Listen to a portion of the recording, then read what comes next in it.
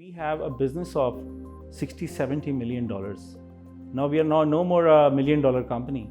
So delivering projects of 60, 70 million dollars, and the number of projects are mostly 300 projects that are ongoing right now.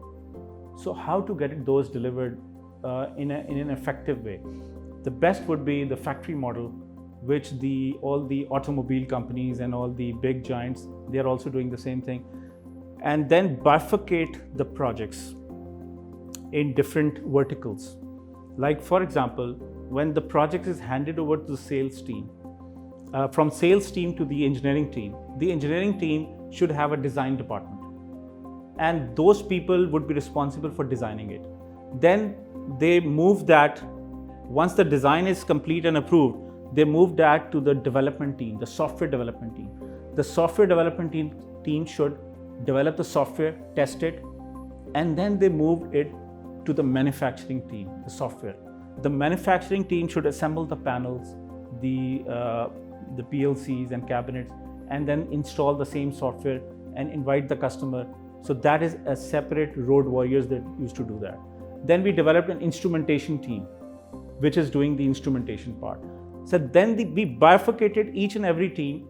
The objective was to improve the profitability at the end. Because when you have separate verticals, you tend to do the same thing again and again. When you do the same thing again and again, every time you improve on the man hours that you have spent.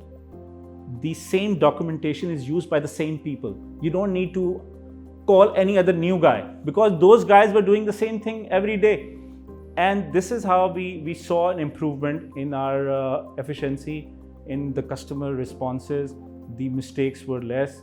And even then, after that, what we did was, this was done in the back office.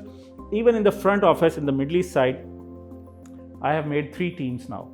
Project management means they are facing the customers. Their job is to deliver a project. We have made 3 teams inside the project management.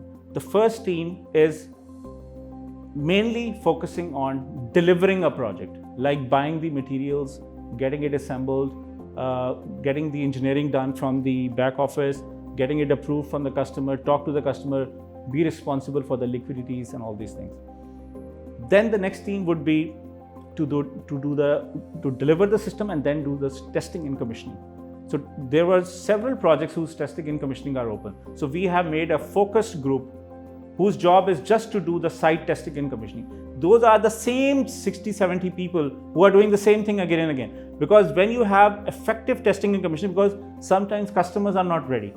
So those are the people who are engaged with the customers and they are getting it completed on time, and that creates revenue and business. And then we have made a handover management team. So once the project is delivered, then we move it to handover management. It's a planning and contracts function. And their job is to get the bank guarantees reimbursed, get the retention payments reimbursed, O&M manuals, and getting customer signatures and training and all these things. So this is what we are adopting right now, and it will be a good thing for the future.